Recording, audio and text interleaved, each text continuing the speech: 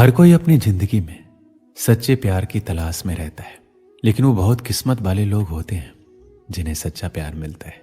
इसलिए प्यार की कद्र करनी चाहिए और उसका सम्मान करना चाहिए। वहीं जब आप किसी से प्यार करते हैं तो कई बार ये एहसास करवाने की जरूरत होती है कि वह आपकी जिंदगी में कितना मायने रखता है। जरूरी नहीं है कि प्यार सिर्फ एक लड़के और एक लड़की के बीच ही हो। किसी भी रिश्ते को भरोसे और प्यार के माध्यम से ही कायम किया जा सकता है। हर किसी की जिंदगी में उतार चढ़ाव आते हैं। कभी कभी ऐसी स्थितियां बन जाती है कि ना चाहते हुए भी लोग एक दूसरे से दूर हो जाते हैं। वहीं कुछ लोग ऐसे होते हैं कि अपने फीलिंग्स को हमेशा अपने दिल में ही दबा कर रखते हैं और उससे अपने मन की बात शेयर नहीं कर पाते जिससे वो प्यार करते हैं। ऐसे में कई व्यक्ति को बाद में पछताना पड़ता है। वहीं आप भी ऐसे लोगों में से एक हैं जो अपनी भावनाओं को दिल में छिपा कर बैठे। तो इसमें बिल्कुल भी देरी ना करें, क्योंकि ऐसे में कई बार आपका प्यार आपसे बहुत दूर चला जाएगा और बाद में आप चाह कर भी कुछ नहीं कर सकते। प्यार एक बेहद खुशनुमा एहसास होता है। वही जो सच्चे दिल से प्यार करता है वही इसकी कदर करता है। प्यार में इंसान अपने से ज्यादा सामने वाले की भावनाओं का ध्यान रखता है। प्यार इंसान को दूसरों के लिए जीना सिखाता है और मन में मान सम्मान की भावना पैदा करता है। वहीं जिस रिश्ते में एक दूसरे के प्रति प्यार होता है उनकी जिंदगी खुशीपूर्वक कटती है, क्योंकि बिना प्यार के किसी भी रिश्ते को अपनाने में बेहद वक्त लगता है। इसलिए आप भी अपने प्यार के महत्व को समझिए। कई बार लोग सोचते हैं कि जिससे वो प्यार करते हैं तो उन्हें इस बात को कहने की या फिर उजागर करने की जरूरत नहीं है, लेकिन कई बार इसी वजह से कुछ रिश्तों में दरार आ जाती है और दूरियां बढ़ जाती है। प्यार एक ऐसा एहसास है जो कि हमें आंतरिक खुशी देता है। ये किसी के प्रति दया, भावना और स्नेह प्रस्तुत करने का तरीका माना जाता है। प्यार एक ऐसा मजबूत आकर्षण है जो किसी से भी हो सकता है।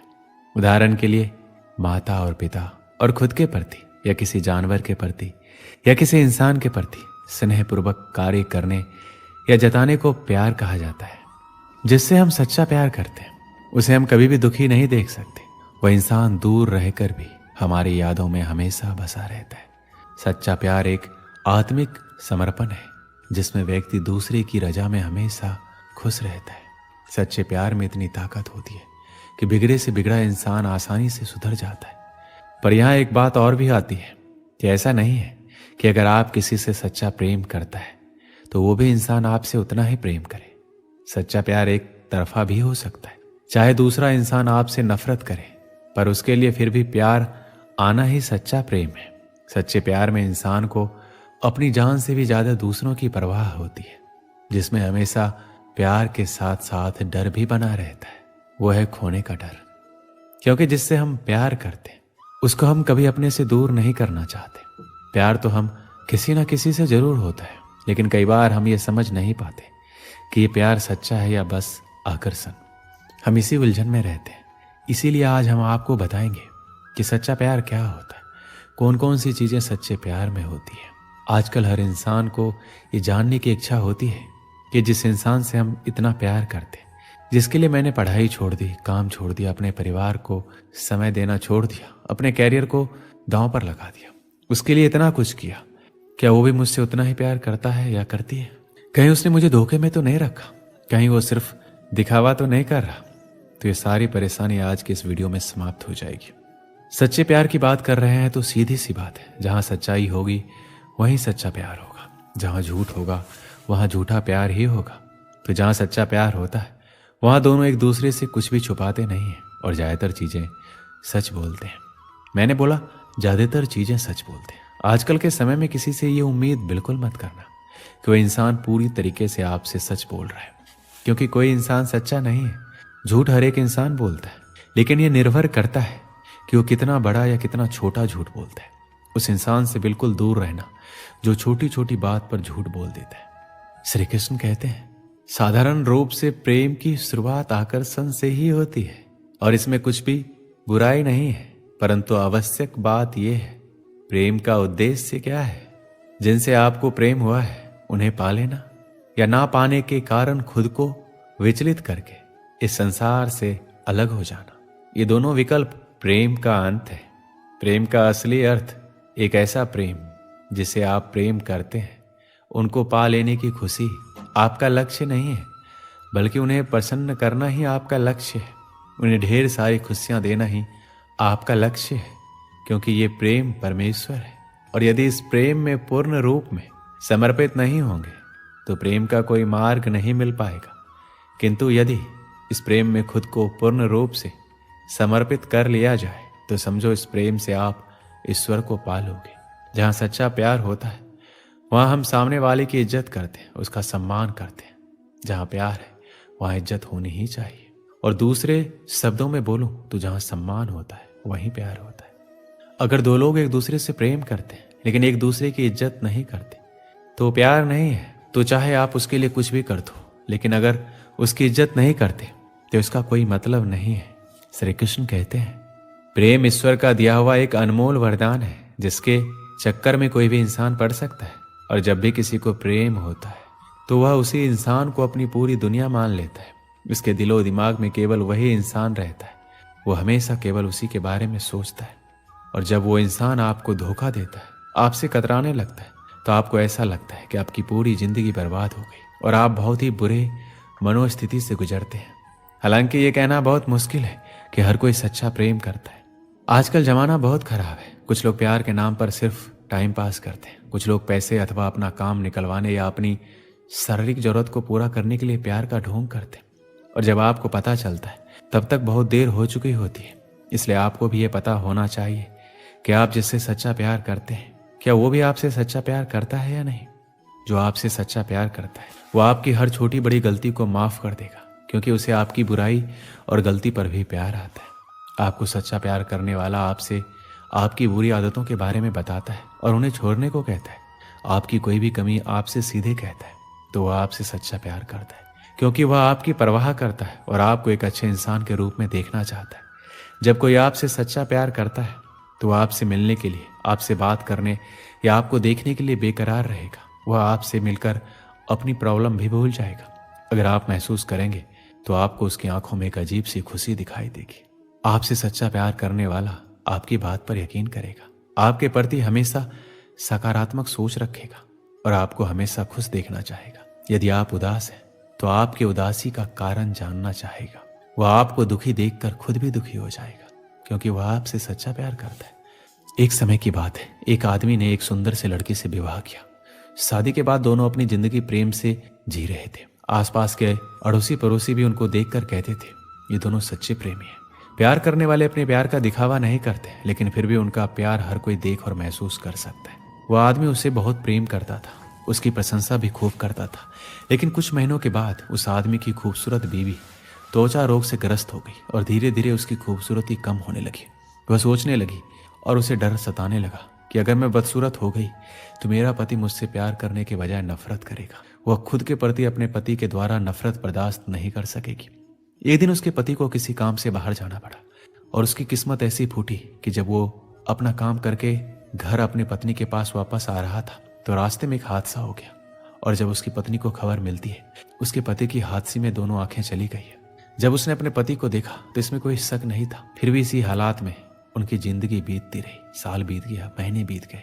जब उस लड़की की खूबसूरती बिल्कुल गायब हो गई, पर उसके अंधे पति को इस बारे में कुछ पता नहीं था कि उसकी खूबसूरत पत्नी अब कैसी दिखती है। इस कारण उन दोनों के प्रति एक दूसरे की मोहब्बत बरकरार रही और वो आदमी उसे ऐसा ही प्यार करता रहा। समय और बुरा आया और उस आदमी की पत्नी की मृत्यु हो गई, जिसका उसके पति पर बुरा असर पड़ा।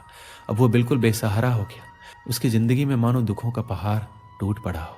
उसने उस शहर को छोड़ने का फैसला किया और अपनी पत्नी का अंतिम संस्कार किया और 1-2 दिन बाद उस शहर को छोड़कर जाने लगा। अभी कुछ ही कदम चला था कि एक आदमी ने उसे पीछे से आवाज लगाई, रुको। वो आदमी उस अंधे आदमी को जानता था।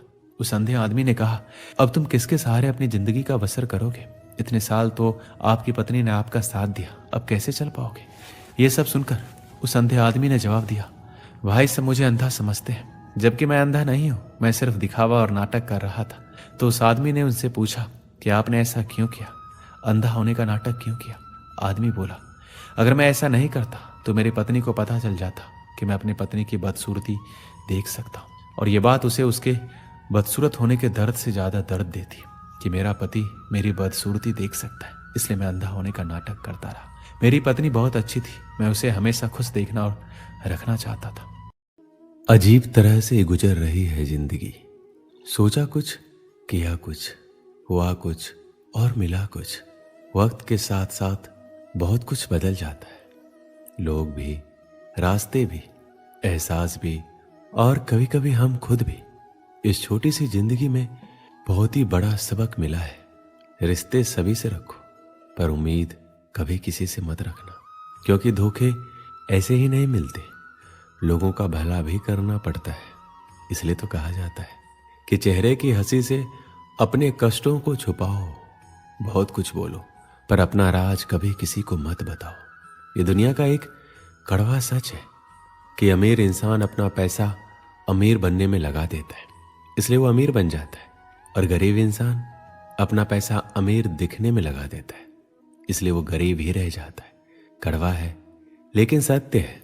जब बात किसी की अच्छाई की होती है तो सब खामोश रहते हैं, लेकिन जब बात किसी की बुराई की होती है तो गूंगे भी बोल पड़ते हैं। अपने किए गए 100 गुनाहों पर पर्दा डालकर हर इंसान कहता है कि जमाना बहुत खराब है। अगर कोई इंसान जिस पर आप सबसे ज्यादा भरोसा करते हैं वह आपको धोखा दे या मदद करने के समय पलट जाए, तो ये मत सोचना कि वो इंसान बदल गया, बल्कि ये सोचना कि आज उसका नकाब उतर गया। लोगों का क्या है, उनका तो काम ही है कुछ ना कुछ कहना। सिर उठाकर चलोगे तो कहेंगे कि अकड़ कर चलता है, और जब सिर झुकाकर चलोगे तो कहेंगे कि किसी की तरफ देखता भी नहीं है। इसलिए ऐसे लोगों का फिक्र मत करो, बल्कि वो करो जो आपकी मन की आवाज कहती है। जन्म लेते समय तो हर बच्चा रोता है, लेकिन वही बच्चा समय आने पर हंसता है, मुस्कुराता है। ठीक ऐसे ही आज हमारे जीवन में दुख होंगे, परेशानियां होंगी, मुसीबतें भी होंगी, लेकिन याद रखिए आने वाले समय पर खुशियां आपके जीवन में अपने आप आ जाएंगी और आप फिर से मुस्कुराएंगे। आप हाथ की लकीरों का खेल समझ जाइए। लकीरें आपकी मुट्ठी में है, आपके काबू में है। अगर कोई आपके हाथ की लकीरें देखकर आपका भविष्य बताता है तो इसका मतलब ये नहीं है कि वह आपका भविष्य देख सकता है, बल्कि वह तो यह कहना चाहता है कि तुम्हारा भविष्य तुम्हारे हाथों में है। लेकिन लोग इस बात का गलत मतलब समझ लेते हैं। लोग असल बात को समझ ही नहीं पाते, और जो लोग ये बात समझ नहीं पाते उन्हें वक्त और जमाना ये बात अच्छे से समझा देता है। श्री कृष्ण कहते हैं सभी के जीवन में अलग अलग परेशानियां रहती है। जो लोग धैर्य के साथ इनका सामना करते हुए आगे बढ़ते रहते वो जीवन में सुख शांति प्राप्त कर लेते, और जो लोग धैर्य खो देते उनके सामने और भी ज्यादा समस्याएं बढ़ने लगती हैं। जीवन घटनाओं का चक्र है। यदि बुरी घटनाओं के चक्र में आप फंसे हैं तो उससे निकलना बहुत मुश्किल होता है। यदि आपकी तोंद निकल गई है तो उसे अंदर करना उतना ही मुश्किल है जितना कि किसी संकट से बाहर निकलना।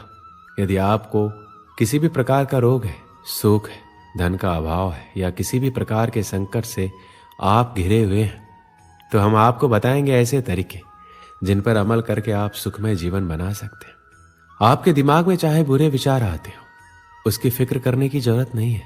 आप बस एक काम कीजिए, वह यह है कि सुबह उठते ही आप एक अच्छा विचार सोचें या एक अच्छा वाक्य खुद से बोलने के लिए तैयार रखें, जैसे कि आज मैं बहुत खुश हूं, आज मेरी मनोकामना पूर्ण होगी, या मैं बहुत अच्छे विचारों वाला व्यक्ति हूं। आप कोई सा भी सुविचार सोच सकते हैं। प्रतिदिन यदि आप सुबह उठते ही खुद से कोई अच्छा कमिटमेंट करते रहे तो यह अभ्यास आपके जीवन को बदलने के लिए कुछ दिनों बाद सक्रिय होने लगेगा। आपका मस्तिष्क ही आपका भविष्य निर्माण करता है। खुद को अच्छे वाक्यों से प्रेरित करते रहे। नकारात्मक सोच एवं विचारों से बचने के लिए जरूरी है कि स्वयं को मोटिवेट करते रहें। ज्यादातर सफल और कामयाब लोग सुबह जल्दी ही उठते हैं, क्योंकि उन्हें अपने दिन का निर्माण सही और सकारात्मक सोच से करना होता है ताकि वो कामयाबी हासिल कर सके। इसके अलावा सुबह जल्दी उठने से हमारी सेहत अच्छी रहती है, हमारा दिमाग तरोताजा रहता है, और ऐसे वातावरण में हम अपने दिन का नियोजन अच्छे से कर सकते हैं। कुछ पाने के लिए कुछ खोना पड़ता है, इसलिए अच्छे भविष्य का निर्माण करना है तो आपको अपनी नींद का त्याग करना ही पड़ेगा। हम सबको सुबह सुबह बहुत नींद आती है, पर आपको खुद पे नियंत्रण रख के नींद का त्याग करके सुबह जल्दी उठना ही पड़ेगा। आजकल लोगों में देखा गया है, अगर कोई गलती करता है तो हम उसे माफ नहीं करते। अगर किसी ने कुछ बोल दिया तो उसको दिल से लगा लेते और वही सब सोच सोच के अपना समय व्यर्थ गवा देते। अगर किसी ने कुछ कह दिया है और आप उसको लेकर अगर सोचने बैठे हैं तो इसका मतलब यह है कि आपके दिमाग का नियंत्रण किसी और के पास है। किसी ने आपको भड़का दिया, आप भड़क गए। किसी ने कुछ कह दिया, उसका मुंह तोड़ जवाब देने में लग गए। ऐसे लोग बस आपका समय बर्बाद करते हैं ताकि आप अपनी मंजिल तक ना पहुंच सके। इसलिए इन सब बातों को अनदेखा करके आप अपने लक्ष्य के प्रति अग्रसर रहें। कोई कुछ भी कहे, कुछ भी करे, आपका अपना ध्यान भटकने ना दे और लक्ष्य को केंद्रित करें। जब आपके ऊपर किसी की बातों का और हरकतों का असर ना पड़े तो समझ जाइए कि आपकी सफलता आपके बहुत करीब है और आपको आपकी मंजिल से कोई भटका नहीं सकता। सजा देने वाले से ज्यादा बड़ा माफ करने वाला होता है। इस लोगों की गलतियों को माफ करते जाइए और मंजिल की तरफ बढ़ते जाइए। आपको कोई नहीं रोक सकता।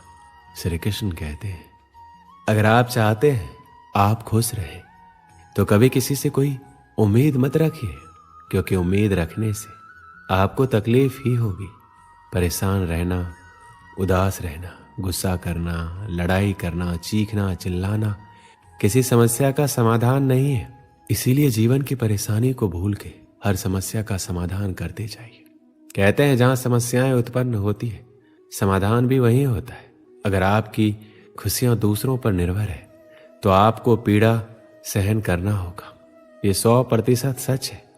आपकी खुशियां आपकी जिम्मेदारी है, ना किसी और की। मृत्यु जीवन की दुखद घटना नहीं है, बल्कि अपने अंदर से सीखने की इच्छा को मार देना दुखद है। इसलिए आपको जो पसंद हो वही कीजिए, जिस काम में आपकी दिलचस्पी हो। आपका जीवन बनना और बिगड़ना आपके अपने हाथ में है। जैसे एक एक बूंद से मिलकर सागर बनता है, ऐसे ही एक एक अच्छी आदत से मिलकर इंसान के चरित्र का निर्माण होता है। श्री कृष्ण कहते हैं, बदलाव जीवन का नियम है, इसलिए कभी भी बदलाव से घबराए नहीं। बदलाव से घबराने वाले लोग अपनी सफलता के रास्ते खुद ही बंद कर लेते हैं। अपने जीवन के बदलाव को स्वीकार करें। ऐसा नहीं करेंगे तो आप कभी सफल नहीं हो पाएंगे। कुछ पाने के लिए आपको खुद में बदलाव लाना ही पड़ता है और उसे स्वीकार भी करना होता है।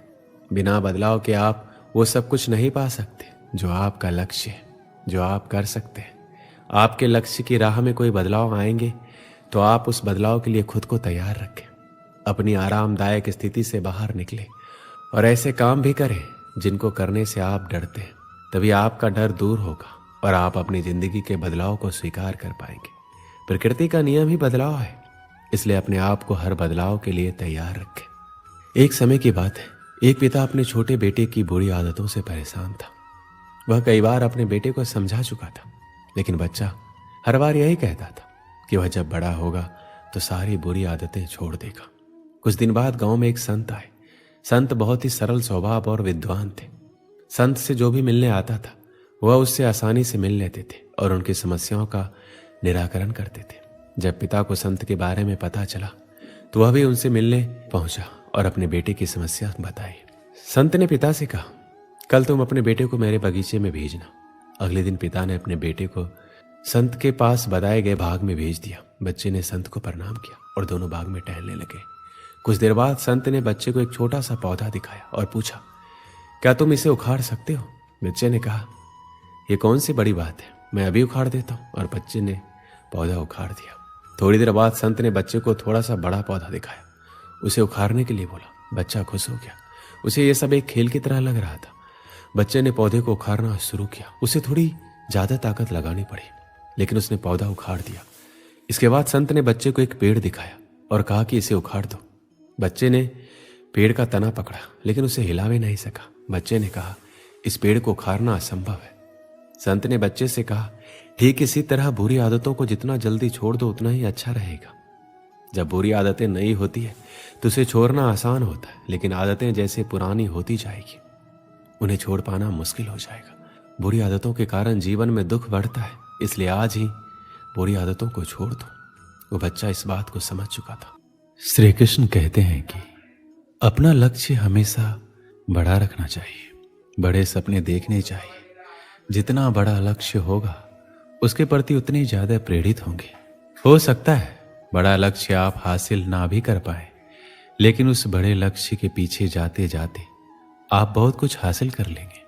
प्रेरणा आपके बहुत ज़्यादा प्रयास करने से नहीं आएगी। इसके लिए आपको थोड़े से अपने विचार में, सोच में परिवर्तन रखना होगा। कठिनाइयों में या विपरीत परिस्थिति में आपको हमेशा संभावनाओं के बारे में सोचना चाहिए और आपको इसकी आदत डालनी चाहिए। चाहे परिस्थिति कुछ भी हो, आपको पहले उसको स्वीकार कर लेना चाहिए। इसके बाद आपको आगे की संभावनाओं के बारे में सोचने की आदत डालनी चाहिए। ऐसी आदत डालने के लिए आप छोटी छोटी परिस्थितियों से शुरुआत कर सकते हैं। कभी भी अगर आपके मन में नकारात्मक विचार आए तो आप ये सोचने की आदत डालिए कि ज़्यादा से ज़्यादा क्या हो सकता है, ज़्यादा से ज़्यादा क्या नुकसान हो सकता है। आपको लगेगा कि ये बहुत छोटी सी बात है और आपका नकारात्मक विचार चला जाएगा और आप प्रेरित रहेंगे अपने कार्य के प्रति। गलत स्वभाव रखने से आपकी प्रेरणा खत्म हो जाएगी। आपको एक अच्छा इंसान बनने की जरूरत है।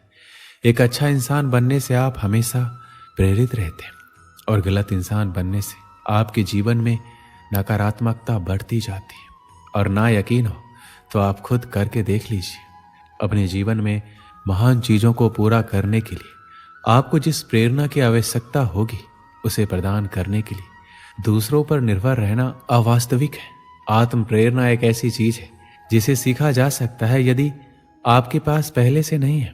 प्रेरणा की कमी का सबसे बड़ा कारण है कि कई लोग अपने लक्ष्यों को प्राप्त नहीं कर पाते, जिसके परिणाम स्वरूप खालीपन की भावना पैदा होती है। यहाँ हम आपको भगवान श्री कृष्ण के द्वारा बताए गए सरल तकनीकों के बारे में आपको बताएंगे, जिनका उपयोग आप अपनी आत्म प्रेरणा को बनाए रखने में मदद कर सकते हैं, ताकि आप अपने लिए निर्धारित किसी भी उद्देश्य को लगातार पूरा कर सकें। अपने आप को लगातार याद दिलाना महत्वपूर्ण है कि आप किसी विशेष लक्ष्य या उद्देश्य का पीछा क्यों कर रहे हैं। ये उन लक्ष्यों के लिए विशेष रूप से सच है जिन्हें हासिल करने में दूसरों की तुलना में अधिक समय लग सकता है। बहुत प्रयास करने और वांछित परिणाम ना देखने के बाद प्रेरणा खोना सामान्य है। लाभों के बारे में खुद को याद दिलाना अपनी प्रेरणा को पुनर्जीवित करता है, ताकि आप अपने उद्देश्यों को पूरा करने के लिए करीब जा सकें। हो सकता है किसी के लिए सबसे बड़ा मोटिवेशन सपने हो, लेकिन क्या आपका यह मोटिवेशन उस समय भी बना रहेगा जब आपके सपने पूरे हो जाएंगे? या हो सकता है किसी के लिए सबसे बड़ा मोटिवेशन फेम हो, तो क्या बहुत फेमस हो जाने के बाद वह हमेशा मोटिवेट रहेगा? शायद नहीं। लेकिन मेरे अनुसार सबसे बड़ा मोटिवेशन होता है मृत्यु, जो कोई तत्काल मोटिवेशन नहीं है। अगर हम हमेशा हर दिन इस तरह जी कि कल हम मरने वाले, तो इससे बड़ा मोटिवेशन कुछ नहीं होगा और इस तरह हम हमेशा के लिए मोटिवेट हो सकते हैं। आज की इस भागदौड़ भरी जिंदगी में हर व्यक्ति चाहता है कि हम हमेशा मोटिवेट रहें, अपने लक्ष्यों तक पहुंचे। लेकिन मोटिवेट रहना अपने लक्ष्यों तक पहुंचने और मनचाहा जीवन जीने के सबसे चुनौतीपूर्ण हिस्सों में से एक हो सकता है। क्या आप भी चाहते हैं कि आप प्रतिदिन अधिक प्रेरित महसूस करें, लेकिन सुनिश्चित नहीं है कि उस चिंगारी को वापस कैसे लाया जाए?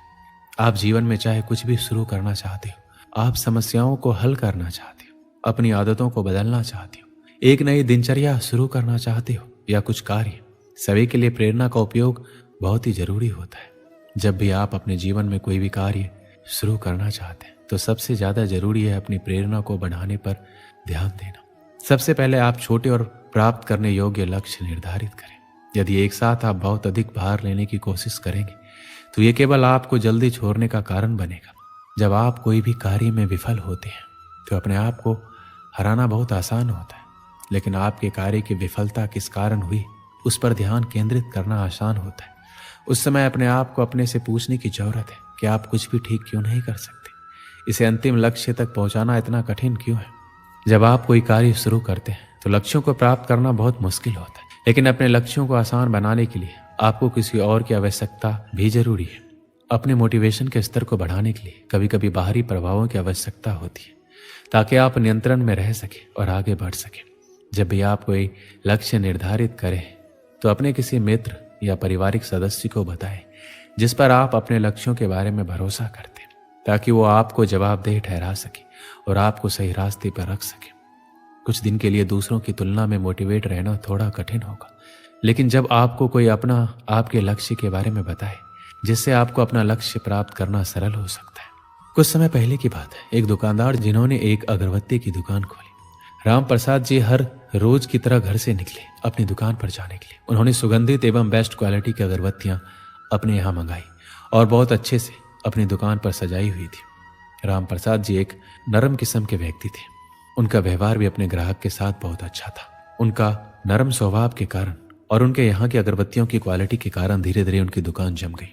उनके यहाँ हर रोज अच्छी बिक्री होने लगी और उन्हें अच्छा खासा मुनाफा भी होने लगा। सब कुछ बहुत अच्छे से चल रहा था। सेठ जी दुकान की कमाई से बहुत खुश थे। अपनी दुकान के बाहर उन्होंने एक बड़ा सा बोर्ड लगवाया हुआ था। उसमें लिखा हुआ था, हमारे यहाँ सुगंधित अगरबत्तियां मिलती है। एक दिन एक ग्राहक आया, उसने वो बोर्ड पढ़ा और बोलने लगा, सेठ जी मुझे इस बोर्ड में कुछ गड़बड़ी लग रही है। सेठ जी भोले वाले थे, पूछने लगे, क्या हो गया, आपको क्या गड़बड़ी लगी? मैंने तो वही लिखवाया है जो मैं यहाँ बेचता हूँ, इसमें क्या गलत है? जवाब में उस ग्राहक ने कहा कि आपने लिखवाया है कि हमारे यहाँ सुगंधित अगरबत्तियां मिलती है, तो आप मुझे बताइए कि आपने कहाँ सुना है कि अगरबत्तियां दुर्गंधित होती है? अगरबत्तियां तो सुगंधित ही होती है। इसलिए आपने जो लिखवाया है हमारे यहाँ सुगंधित अगरबत्तियां मिलती है, इसमें से सुगंधित हटवा दीजिए। बेचारे सेठ जी भी भोले वाले इंसान थे। उस ग्राहक की बात में सेठ जी आ गए और सोचने लगे कि बात तो सही कह रहे हैं। उसने बोर्ड से सुगंधित शब्द हटवा दिया। अब उसके बोर्ड पे लिखा हुआ था, हमारे यहाँ अगरबत्तियां मिलती है। फिर सब कुछ ठीक चल रहा था। अभी भी दुकान अच्छा खासा मुनाफा कमा रही थी। कुछ समय के बाद एक और सज्जन आए। उन्होंने बोर्ड को पढ़ा तो अपना ज्ञान देने लगे। सेठ जी, आपके बोर्ड में कुछ गड़बड़ी लग रही है। तो सेठ जी अब इस बार उस ग्राहक की बात को भी गौर से सुनने लगे। उन सज्जन ने अपनी राय रखते हुए बोला, सेठ जी आपने लिखवाया हुआ है कि हमारे यहाँ अगरबत्ती मिलती है, तो इसमें हमारे यहाँ का क्या मतलब है? अगरबत्ती की दुकान आपकी ही तो है, आपके यहाँ ही तो मिलेगी, और किसके यहाँ मिलेगी? ये जो दो शब्द है ये कुछ जम नहीं रहे। मेरा मानिए तो इन दोनों शब्दों को हटा दीजिए। अब इस बार सेठ जी भी सोच में पड़ गए। सोचने लगे, बात तो ये सही कह रहे हैं, सिर्फ हमारा दुकान ही तो है, हमारे यहाँ लिखवाने का मतलब क्या बनता है? अब इस बार फिर उन्होंने पेंटर को बुलवाया और बोर्ड पर से हमारे यहाँ शब्द हटवा दिया। अब उस बोर्ड पर केवल अगरबत्तियां मिलती है यही लिखा हुआ था। कुछ 15-20 दिन बीते होंगे। एक और ग्राहक आए और बोर्ड को देखकर अपनी राय देने लगे कि सेठ जी अगरबत्तियां मिलती है क्यों लिखवाया है? सबको दिख ही रहा है अगरबत्तियां रखी हुई है, तो मिलेंगे ही ना। ऐसा तो नहीं है कि नहीं मिलेगी, तो ये लिखवाने का क्या मतलब? मेरी मानिए तो इन दोनों शब्दों को हटा दीजिए। सेठ जी ने फिर से पेंटर को बुलवाया और उन दो शब्दों को भी हटवा दिया। अब वहां सिर्फ अगरबत्तियां ही लिखा हुआ था। 1-2 महीने ही बीते थे। एक दिन एक और सज्जन पुरुष आए और बोर्ड देखकर कहने लगे, साहब आपने इस पर अगरबत्तियां क्यों लिखवाया हुआ है? सबको दिख ही रहा है अगरबत्तियों की दुकान है, तो अगरबत्तियां ही मिलेगी, मोमबत्तियां तो मिलेगी नहीं। तो ये क्यों लिखवाया हुआ है? मुझे तो ये कुछ जम नहीं रहा है, इसे हटवा क्यों नहीं देते? लिहाजा फिर से पेंटर को बुलाया गया और अब अगरबत्तियां शब्द को भी हटवा दिया गया। अब बोर्ड पर कुछ नहीं लिखा था, बिल्कुल खाली हो गया था वो बोर्ड। कुछ महीने बीते। अब धीरे धीरे उनका धंधा मंदा होने लगा, बिक्री कम होने लगी। सेठ जी कुछ समझ नहीं पा रहे थे ऐसा क्यों हो रहा है। अभी तक कुछ सब कुछ ठीक चल रहा था, फिर ये अचानक बिक्री कम क्यों होने लगी? कुछ समय बाद सेठ जी का एक बहुत ही पुराना दोस्त था, वो आया। दुकान पर ऐसे ही बात चलने लगी तो चलते चलते बात काम धंधे के ऊपर चलने लगी। सेठ जी ने बताया कि कुछ समय से काम धंधा ठीक नहीं चल रहा है, बिक्री बहुत कम हो गई है, पर वजह समझ नहीं आ रहा है। तो सेठ जी का दोस्त दुकान के बाहर गए और दुकान को चारों तरफ से देखने लगे। अचानक से उनके दोस्त की नजर उस बोर्ड के ऊपर गई। उस बोर्ड को देखकर वो हैरान रह गए। दौड़ के वो सेठ जी के पास आए और बोलने लगे, अरे ये क्या कर रखा है तुमने? बेवकूफ हो क्या? तुमने जो इतना बड़ा बोर्ड खाली छोड़ रखा है उस पर कुछ नहीं लिखवाया। तुम्हें कुछ लिखवाना चाहिए जिससे तुम्हारी पहचान बने। तुम उस बोर्ड पर लिखवाओ कि हमारे यहाँ सुगंधित अगरबत्तियां मिलती है, फिर देखना कि दुकान कैसे चलेगी।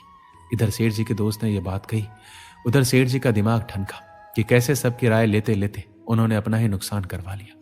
अब सेठ जी को अच्छे से समझ आ गया था कि उनकी गलती थी कि कैसे वो सबकी राय लेते चले गए और अपना ही नुकसान करवा लिया। श्री कृष्ण कहते हैं कि आत्मविश्वास को बढ़ाने का सर्वश्रेष्ठ तरीका जानने से पहले आपको ये चिंतन करना होगा कि आपका आत्मविश्वास दुर्बल होता क्यों है। यदि आपने कारण को खोज लिया तो उपाय भी निकल ही आएगा। मैं आपको बताने जा रहा हूं वह अमूल्य तरीका जो दुनिया में सर्वश्रेष्ठ मोटिवेशनल स्पीकर के द्वारा बताया गया है। वो मोटिवेशनल स्पीकर हैं स्वयं भगवान श्री कृष्ण, जिन्होंने अवसाद से ग्रसित और युद्ध से विमुख एक महान योद्धा को केवल एक गीत के द्वारा फिर से युद्ध के लिए तैयार कर दिया। सबसे पहले तो आप ये बताइए कि सबसे अधिक आत्मविश्वासी किस उम्र के लोग होते हैं? बच्चे, किशोर, युवा या वृद्ध?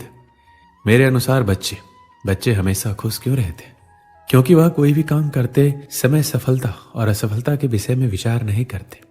दूसरी बात, वह किसी को प्रभावित करने के लिए कोई काम नहीं करते, ना ही किसी को नाराज करने के लिए।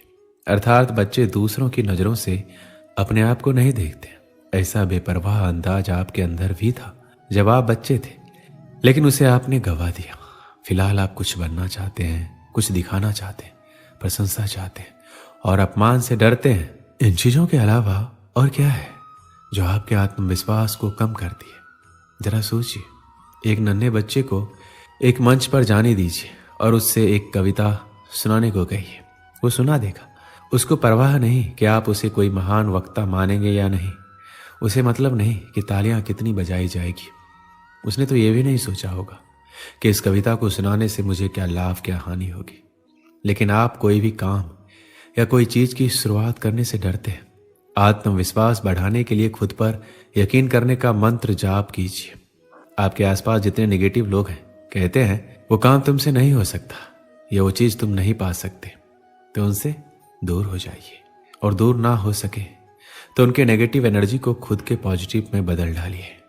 मुझे कोई अगर कह भी दे कि मैं ये काम नहीं कर सकता, तो मैं उसे चैलेंज समझकर अपना लेता हूँ और करके दिखाता हूँ, चाहे इसके लिए कितना भी समय लगे। धैर्य रखना भी एक बहुत ही बड़ा मंत्र है आत्मविश्वास बढ़ाने के लिए। आत्मविश्वास कभी भी पैदा नहीं किया जा सकता।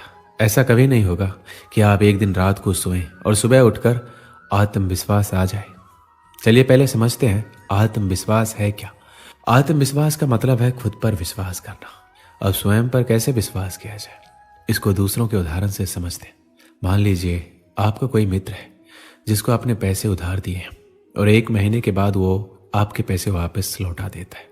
और अक्सर ये सिलसिला चलता रहता है। आप उसको पैसे दे भी देते हैं क्योंकि आपको उस पर विश्वास है कि वो लौटा देगा। और इसी तरह हमारा दिमाग एक तरह से उधार लेने वाले बैंक की तरह काम करता है। अगर आपने अपने जीवन में कोई भी रिस्क नहीं लिया और आपको कभी कोई काम में सफलता नहीं मिली, तो आप में निश्चित रूप से आत्मविश्वास की कमी होगी, क्योंकि आपके दिमाग को इसकी आदत ही नहीं है। वहीं दूसरी तरफ अगर आपने अपने जीवन में कुछ ऐसे काम कर रखे हो जिनमें आपने सफलता पाई है, तो आप में आत्मविश्वास होगा। युवाओं में ये समस्या आम है, लेकिन ये कोई बहुत बड़ी समस्या नहीं है जिसका हल संभव नहीं है। जिस प्रकार रस्सी के आने जाने से कठोर पत्थर पर भी निशान पड़ जाते हैं, उसी प्रकार बार बार अभ्यास करने पर भी मूर्ख व्यक्ति भी एक दिन कुशलता प्राप्त कर लेता है। निरंतर अभ्यास कुशल व्यक्ति को पूर्णतः पारंगत बना देता है। अभ्यास की आवश्यक शारीरिक और मानसिक दोनों कार्यों में समान रूप से पड़ती है। लोहार, बढ़ई, सुनार, दर्जी, धोबी आदि का अभ्यास साध्य है। दर्जी का पुत्र पहले ही दिन बढ़िया कोट पैंट नहीं सिल सकता। इसी प्रकार कोई भी मैकेनिक इंजीनियर भी अभ्यास के द्वारा ही अपने कार्य में निपुणता प्राप्त करता है। विद्या प्राप्ति के विषय में भी यही बात सत्य है। जिस प्रकार रखे हुए शस्त्र की धार को जंग खा जाती है, उसी प्रकार अभ्यास के अभाव में मनुष्य का ज्ञान कुंठित हो जाता है और विद्या नष्ट हो जाती है। अभ्यास के बल पर मनुष्यों ने विशेष सफलता पाई। एकलव्य ने गुरु के अभाव में धनुर्विद्या में अद्भुत योग्यता प्राप्त की। कालिदास वर्ज मूर्ख थे, परंतु अभ्यास के बल पर संस्कृत के महान कवियों की श्रेणी में विराजमान हुए। वाल्मीकि डाकू से आदि कवि बनने में सफल हुए। यह तो स्पष्ट हो चुका है कि अभ्यास सफलता की कुंजी है, परंतु अभ्यास के कुछ नियम है। अभ्यास निरंतर नियम पूर्वक और समय सीमा में होना चाहिए। यदि एक पहलवान एक दिन में 1000 दंड निकाले और 10 दिन तक एक भी दंड ना निकाले, तो इससे कोई लाभ नहीं होगा। अभ्यास निरंतरता के साथ साथ धैर्य भी चाहता है। एक आत्मविश्वासी व्यक्ति वही करता है जो उन्हें सही लगता है, भले ही वह अलोकप्रिय हो। वह अपनी गलतियों को स्वीकार करता है और उनसे सीखता है। जब आप में आत्मविश्वास खोने लगे तो आप अपने आप से बात करें। आप कभी भी आत्मविश्वास महसूस नहीं करेंगे। यदि अगर आपके दिमाग में नकारात्मक विचार चल रहे हैं जो आपको बता रही है कि आप अच्छे नहीं हैं, आप आत्मचर्चा के बारे में सोचें। अपने आप से वैसा ही व्यवहार करें जैसा आप अपने अच्छे दोस्त से करेंगे और अपने आप को खुश करें। आप उन चीज़ों के बारे में सोचें जिनमें आप अच्छे। हर किसी के पास ताकत और प्रतिभा होती है। आपकी ताकत क्या है, ये पहचानना कि आप किस में अच्छे हैं और उन चीज़ों पर निर्माण करने की कोशिश करने से आपको अपनी क्षमताओं में विश्वास पैदा करने में मदद मिलेगी। इसके अलावा कुछ ये भी कहते हैं कि आपको उन कमियों पर काम करना चाहिए जिससे आपको वास्तव में डर लगता है। डर लगना सामान्य है, मगर डर कर किसी काम को करना ही नहीं है। ऐसा सोचकर छोड़ देना उचित नहीं है। यह आपके आत्मविश्वास पर नकारात्मक प्रभाव डालता है। इसलिए ऐसा काम करना चाहिए जो आपको हर दिन डराता हो। किसी और की मदद करना अक्सर हमें अपने बारे में भूलने और हमारे पास जो कुछ भी है उसके लिए आभारी महसूस कराने में सक्षम बनाता है। जब आप किसी और के लिए कुछ अलग करने में सक्षम होते हैं तो अपनी खुद की कमजोरियों पर ध्यान केंद्रित करने के बजाय स्वयं को सलाह देने, सहायता करने या सिखाने के लिए स्वयं सेवक बनिए और आप देखेंगे कि इस प्रक्रिया में आपका आत्मविश्वास अपने आप बढ़ेगा। एक बार की बात है, एक युवक ने स्नातक की पढ़ाई पूरी की। उसमें स्वाभिमान कूट कूट कर भरा था। उसने विश्वविद्यालय की शिक्षा भी अपने श्रम और मेहनत से पैसे जुटाकर पूरी की, लेकिन अब उसके पास कुछ भी पूंजी शेष नहीं थी। पढ़ाई करने के बाद बाहर नौकरी खोजने गया। कई महीनों तक उसे नौकरी नहीं मिली। वह निराश हो गया। पैसे खत्म हो जाने के कारण उसे 2 दिन से खाना भी नहीं मिल पाया था। किराया ना देने की वजह से उसे अपना कमरा भी छोड़ देना पड़ा। अब वह रात में पार्क की बेंच पर सोने लगा। उसे निराशा ने घेर लिया था और उसे अपना जीवन बेकार लगने लगा। वह नौकरी ढूंढने के लिए जहां भी जाता उसे नौकरी नहीं मिलती। अंत में उसने निराश होकर नौकरी ढूंढना ही छोड़ दिया। उसे लगा कि उसके जीवन में अब प्रकाश की एक किरण भी नहीं बची। अब उसके कपड़े भी फटने लग गए थे। पैसों की कमी, भूख के कारण उसकी दशा बहुत ही बिगड़ती जा रही थी। इस वजह से नौकरी में जाने के लिए इंटरव्यू देने का आत्मविश्वास भी उसके पास नहीं बचा था। काफी कोशिशों के बाद उसे एक रद्दी से होटल में बर्तन मांजने की नौकरी मिली। इससे उसे जैसे तैसे खाने को तो मिलने लगा, लेकिन अब भी उसे सोने के लिए पार्क की बेंच पर ही जाकर सोना पड़ता। वह एक रात अपने भविष्य की चिंता में लेटा हुआ था। अचानक उसे आसमान में लाल मोटे मोटे अक्षरों में लिखा हुआ दिखाई दिया, अपने आप पर विश्वास रखो। वह सारी रात सो नहीं सका और व्याकुलता से सुबह होने की प्रतीक्षा करने लगा। सुबह होते ही उसने अपने मन में वह पुनः बात दोहराई, अपने आप पर विश्वास रखो। वह उठा, नदी किनारे गया। वहां जाकर अच्छे से मुंह हाथ धोया और दाढ़ी बनाई। इसके बाद वह मोची के पास गया और उससे बूट पॉलिश मांगकर अपने जूते चमकाए। इसके बाद वह मन में दृढ़ संकल्प लेकर नौकरी खोजने निकला। अब वह किसी कार्यालय में जाता तो उसका स्वागत होता था, क्योंकि अब वह पहले की तरह नहीं लग रहा था। उसके कपड़े वगैरह तो अच्छे नहीं थे, लेकिन उसके मुंह पर आत्मविश्वास की झलक थी। वह जो कुछ भी कहता उसमें आत्मविश्वास झलकता था। सौभाग्य से उसे नौकरी मिल गई। नौकरी इतनी अच्छी नहीं थी जितना वह चाहता था, लेकिन फिर भी काफी अच्छी थी। सबसे बड़ी बात यह थी, वह अपनी समस्या को सुलझाने में सफल रहा। इस कहानी से हमें क्या सीख मिलती है?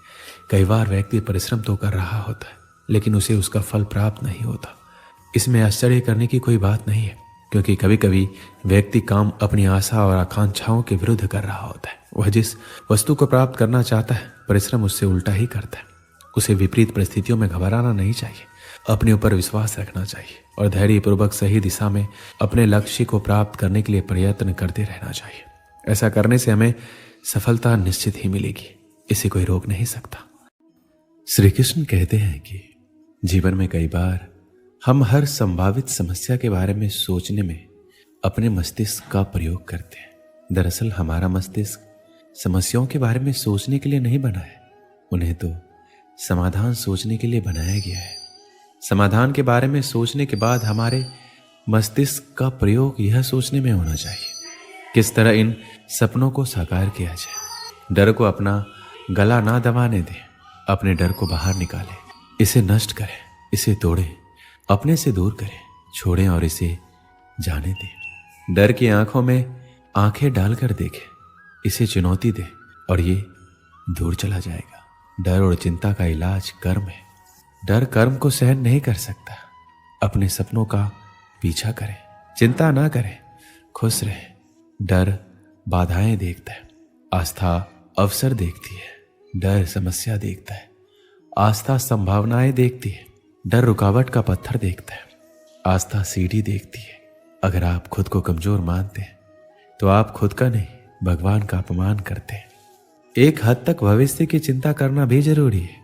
चिंता हमें मेहनत करने के लिए प्रेरित करती है। ये मानवीय प्रवृत्ति है कि मानव कुछ भी नहीं करना ज्यादा पसंद करते हैं और भविष्य की चिंता ही इस आराम की अवस्था से मनुष्य को बाहर लाती है। परिणाम की चिंता ना हो तो विद्यार्थी उतनी लगन से पढ़ाई ही नहीं करेंगे। मोटापे की चिंता ना हो तो लोग खाने पे रोक नहीं लगाएंगे। और भी बहुत से उदाहरण हैं, लेकिन इन दोनों में यह समझ आ जाता है कि भविष्य की थोड़ी चिंता जरूरी है। अगर आप जरूरत से ज़्यादा परेशानी मोल ले रहे हैं तो बेशक भविष्य की यह अतिरिक्त चिंता आपके लिए चिंता का विषय है। इससे बचने का सबसे आसान तरीका है आज का काम पूरी ईमानदारी से करें। विषय, मुद्दा या बात कुछ भी हो, बस ये देखिए आज आपके पास जो कुछ भी काम था करने को, उसके साथ आपने न्याय किया या नहीं। किसी भी चीज के बारे में अनावश्यक चिंता करते रहना उस परेशानी को बढ़ाएगा, उसका हल कभी नहीं देगा। आज का पर्याप्त परिश्रम ही भविष्य की अनावश्यक चिंता से दूर रखेगा। अपने दिमाग को शांत रखिए और जब भी आप किसी के बारे में अधिक सोच रहे हो तो समझ जाना आप अपनी मुश्किलें बढ़ाने जा रहे हो। श्री कृष्ण कहते हैं हम सभी को योजना बनानी होगी, अन्यथा हम अपने आप को उसी तरह से जाने देंगे जैसे हमारा वातावरण हमें चलाता है, ना कि जिस तरह हम अपने जीवन को जीना चाहते हैं। योजना हमें कल के लिए तत्पर रहने का एक कारण देती है। यह हमें लक्ष्य के लिए काम करने का एक कारण और दिशा देता है। योजना के बिना हम अपने रिश्तों, अपने पैसे, हमारे वित्त, कौशल आदि को भाग्य की दया पर छोड़ देंगे। यह एक प्रकार का जुआ होगा। इससे हमें निराशा और पछतावा हो सकता है। हालांकि भविष्य के बारे में बहुत अधिक चिंता करना आपको व्याकुल कर सकता है। चिंता एक ऐसी बीमारी है जो आपकी मन की सभी खुशियों को खा जाती है। कुछ लोग ऐसे होते हैं जो बहुत ही ज्यादा चिंता करते हैं, इसी वजह से वह कभी खुश नहीं रह पाते। उन्हें किसी भी बात से खुशी नहीं मिलती। वह सिर्फ एक ही बात को लेकर चिंता में डूबे हुए रहते हैं, लगातार उसी बात के बारे में सोचते रहते हैं और चिंता करते रहते हैं। ऐसे लोग हमेशा मायूसी और दुख के घेरे से घिरे हुए रहते हैं। चाहे कोई खुशी का मौका हो या कोई भी त्योहार, उन्हें कोई फर्क नहीं पड़ता। कोई भी चीज से खुश नहीं हो पाते क्योंकि उन्हें लगता है कि सारी जिम्मेदारी उनके कंधे पर है। लेकिन यह सच नहीं है। कई बार आपके चिंता में रहने से बनता हुआ काम भी बिगड़ जाता है।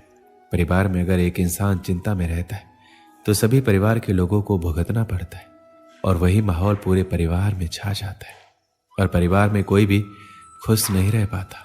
उन लोगों की ऐसी आदत बन जाती है कि वो छोटी छोटी बातों में भी परेशानी में आ जाते हैं और ऐसे लोगों में चिड़चिड़ापन, गुस्सा, रात भर नींद नहीं आना, ऐसी बीमारियां हो जाती है। श्री कृष्ण कहते हैं आपको क्या पता हमारी जिंदगी के बारे में, लेकिन जिंदगी कैसी भी हो आप खुद परेशानियों का समाधान नहीं निकाल पाते तो इसका मतलब आप खुद परेशान हैं। ऐसी कोई भी चिंता नहीं है जिसे करने से आपको सुख मिल जाएगा या आपके परिवार में या मन में शांति आ जाएगी। चिंता एक ऐसे जहर के समान है जो आपका कल तो कभी भी अच्छा नहीं बना सकती और साथ ही आप ऐसी बीमारियों से ग्रसित हो जाओगे जिससे आपको भी अपने भविष्य में परेशान रहना पड़ेगा। चिंता और परेशानी को लेकर भागवत गीता में भगवान श्री कृष्ण कहते हैं मन का बेचैन होना उसका स्वभाव है। हमारे मन को लगता है कि अगर वह अलग अलग बातों के बारे में सोचता रहेगा तो हमें आने वाली हर मुश्किल और मुसीबत से बचा लेगा, पर ऐसा होता नहीं है। हम अपने जीवन का काफी अधिक समय सोच विचार करके परेशान होने में निकाल देते हैं। भगवान श्री कृष्ण कहते हैं मन का ये स्वभाव बदलना मुश्किल जरूर है, असंभव नहीं। अब आप एक बात बताइए, क्या आप एक कौवे को कह सकते हैं कि कौ कौ की आवाज ना करे, या फिर क्या आप किसी मेढक को कह सकते हैं कि वह पानी देखते ही ऊंची छलांग ना मारे। हमारे मन का भी कुछ ऐसा ही है। जीवन में कुछ भी होता है, अच्छा या बुरा, हमारा मन उस पर कौ कौ करने लगता है। कौ कौ से मेरा मतलब है चिंता करना, व्याकुल होना। कोई बुरी बात होती भी नहीं है और मन परेशानी की ऊंची ऊंची लपेटे लेने लगता है। कभी कभी तो मुझे ऐसा लगता है हम में से कई लोग सिर्फ परेशान होने के लिए जीते हैं। सारी परेशानी, पीड़ा, दुविधा अक्सर हमारे मन की बनाई हुई कहानियां होती है। भगवान श्री कृष्ण हमारे मन को शांत और स्थिर करने के दो उपाय देते हैं। पहला, ध्यान लगाना या करना। दूसरा, वैराग्य भाव सीखना। अब ध्यान या मेडिटेशन शब्द सुनते ही आप में से कई लोग कहेंगे कि आप आंख बंद करके सांसें अंदर बाहर नहीं ले सकते। ये हम सब गलती कर बैठते हैं। मेडिटेशन या ध्यान का मतलब सिर्फ आंख बंद कर बैठना नहीं होता। मेडिटेशन का मतलब होता है अपना पूरा ध्यान किसी चीज पर लगाना या उससे हटने नहीं देना। अगर आप रोटी बना रहे हैं तो सिर्फ उस बात पर ध्यान दीजिए। अगर आप कोई मूवी देख रहे हैं तो आपका पूरा ध्यान मूवी पर होना चाहिए। ये मत सोचिए कि मूवी देखकर आप अपना कितना वक्त बर्बाद कर रहे हैं। जब आप अपने जीवन के छोटे बड़े काम को पूरे ध्यान से करते हैं तो आपका जीवन ही एक मेडिटेशन बन जाता है। ऐसे जीवन में शांति, स्थिरता, साहस और सफलता का होना अनिवार्य है। वैराग्य का अर्थ ये नहीं है कि आप सब कुछ छोड़कर जंगल में जाकर बैठ जाए। वैराग्य का सच्चा अर्थ है कि आप जो काम कर रहे हैं उसका क्या नतीजा या रिजल्ट निकलेगा उसकी चिंता ना करें। जैसे अगर आपने कोई इंटरव्यू दिया, आप ये कर सकते हैं कि आप पूरी मन से तैयारी करें और अपना बेस्ट देकर आ जाए। वह नौकरी मिलना या ना मिलना आपके हाथ में नहीं है। इस नतीजे के पीछे अलग अलग चीज़ें जो बिल्कुल आपके वश में नहीं है। तो जिस चीज़ के बारे में आप कुछ नहीं कर सकते उसके बारे में चिंता भी ना करें। यही वैराग्य का सच्चा मतलब होता है और यही है भगवान श्री कृष्ण का दूसरा उपाय, मन को चिंता के लपटों से बचाने का। याद रखिए, आप पूरे के पूरे इंसान हैं, समझदारी, संयम और कुशलता से भरे इंसान। आपका मन जब भी कौवे की तरह अलग अलग बातों पर आपको परेशान करने लगे तब अपने मन को भी प्यार से समझाइए और शांत कर लीजिए। बस अपने ऊपर विश्वास रखिए कि आप कभी अपना बुरा नहीं होने देंगे। एक बार एक मनोविज्ञान के प्रोफेसर छात्रों को पढ़ा रहे थे, जिसमें टॉपिक तनाव यानी स्ट्रेस को कैसे हैंडल किया जाए इसके बारे में कक्षा में सिद्धांत बता रहे थे। उस मनोविज्ञान के प्रोफेसर ने एक गिलास पानी उठाया। सभी छात्र ये सोचने लगे हमसे आधा गिलास खाली या आधा गिलास भरा के बारे में सवाल किया जाएगा। लेकिन मनोविज्ञान के प्रोफेसर ने यह सवाल नहीं किया। उसने किया, मैं कितना भारी पानी का गिलास पकड़ रहा हूँ। सभी छात्रों ने अलग अलग जवाब दिए। किसी ने बोला 500 ml, किसी ने बोला 200 ml। सभी के अलग अलग जवाब थे। मनोविज्ञान के प्रोफेसर ने उत्तर दिया, मेरे दृष्टिकोण से इस गिलास का पूर्ण भार से कोई मायने नहीं रखता। यह सब इस बात पर निर्भर करता है कि मैं गिलास को कितनी देर तक पकड़ता हूँ। अगर मैं इस गिलास को 1 या 2 मिनट के लिए पकड़ता हूँ तो ये मुझे हल्का लगेगा, और मैं इसे 1 घंटे के लिए पकड़ता हूँ तो मुझे भारी लगेगा। वही मैं इसे 1 दिन के लिए पकड़ता हूँ तो मुझसे ये नहीं होगा, मेरा हाथ सुन्न हो जाएगा और मुझे गिलास को छोड़ना पड़ेगा।